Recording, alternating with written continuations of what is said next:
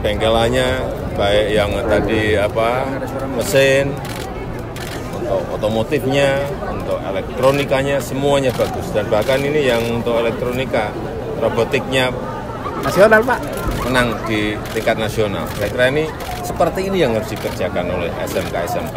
Kemudian juga saya lihat sudah menjalin hubungan dengan industri, ada pesanan dari sana, ada melatih skillnya di industri. Saya kira ini yang harus kita bangun.